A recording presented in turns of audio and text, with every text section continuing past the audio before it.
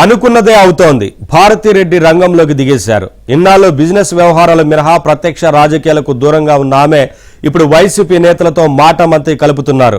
Party అంతర్గత వ్యవహారాలపై ఆరాధిస్తున్నారు.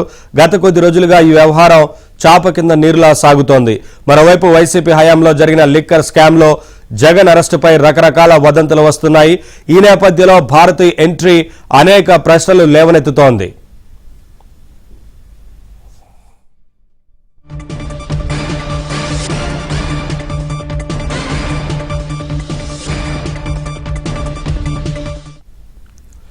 భారతి ఇప్పటి వరకు ప్రత్యక్ష రాజకీయాలకు దూరంగా ఉన్నారు. బహిరంగంగా పార్టీ నేతలతో మాట్లాడటం, చర్చలు జరపడం ఎప్పుడూ లేదు. 2019 ఎన్నికల సమయంలో మాత్రం సొంత గడ్డలో ఎన్నికల ప్రచారంలో పాల్గొన్నారు. పులివెందులలో బంధువర్గం, పార్టీ ముఖ్య నేతలతో ఒకసారి మాట కలిపేశారు. అయితే ఇప్పుడు భారతి యాక్టివ్ అయిపోయారు. పార్టీ నేతలతో మాటలు కలుపుతున్నారు.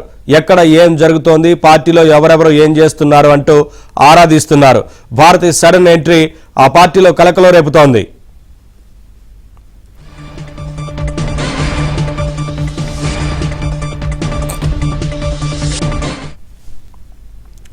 జగన్ స్వయంగా చెప్పినట్లుగా ఆయనకు సెల్ ఫోన్ లేదు. భారతి దగ్గర కూడా సెల్ ఫోన్ ఉంటుందో లేదో తెలియదు. కానీ 3 రకాల పద్ధతుల్లో పార్టీ నేతలతో మంత్రాలు సాగిస్తున్నట్లు సమాచారం.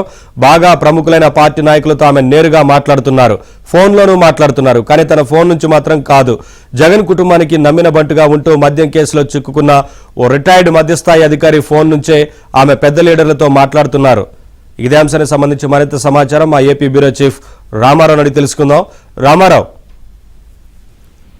నవీన్, వైఎస్ జగన్మోహన్ రెడ్డి సతీమణి భారతీ రెడ్డి వైసీపీ నేతలతో మాట్లాడటం ఇప్పుడు సంచలనంగా మారింది.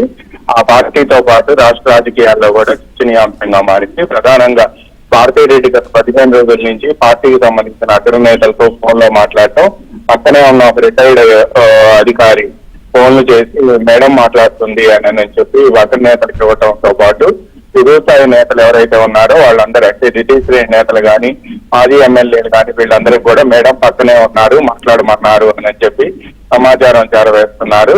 అయితే ముఖ్యంగా పార్టీ అంతర్గత వ్యవహారాలు, జిల్లాల్లో ఉన్న పరిస్థితి, ప్రభుత్వంపై ఎక్కడెక్కడ ఏ రంగాల్లో అసంతృప్తి ఉంది తదితర అంశాలను అడిగి తెలుసుకుంటున్నారు.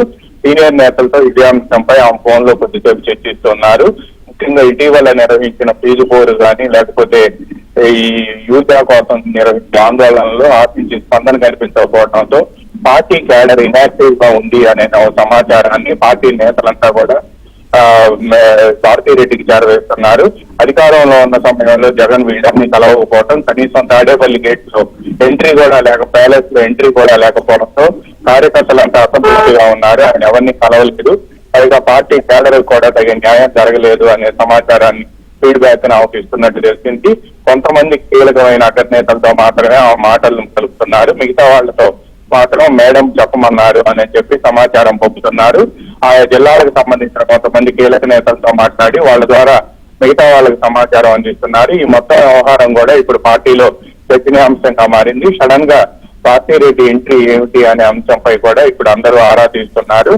అయితే ఇటీవల కాలంలో సగం రోజులు మాత్రమే జగన్ తాడేపల్లి ప్యాలెస్ లో ఉంటాం, మిగతా రోజులంతా కూడా ఆయన బెంగళూరులో యలహంక ప్యాలెస్ కు పరిమితమైన నేపథ్యంలో పార్టీ యాక్టివిటీ అనేది సరిగ్గా జరగటం లేదనే ఒక అభిప్రాయం అగ్రనేతల్లో కూడా నెలకొంది.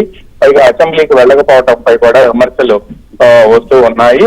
రాని ప్రతిపక్ష హోదా కోసం ఆ పోరాటం, అది ఇస్తేనే నేను అసెంబ్లీకి వస్తానని చెప్పడం, ఇవన్నీ కూడా ప్రజల్లో హాట్ టాపిక్ గా మారాయి. ఈ లోపు మద్యం కుంభకోణం కూడా ఆయన సన్నిహితుల వరకు కూడా దర్యాప్తు వెళ్ళింది. ఇటీవల కాలంలో అనిల్ రెడ్డిపై దాడులు నిర్వహించడం, ఈ మొత్తం వ్యవహారంలో కూడా అది జగన్ వరకు వెళ్ళింది అనే ప్రచారం బయట విస్తృతంగా జరుగుతుంది.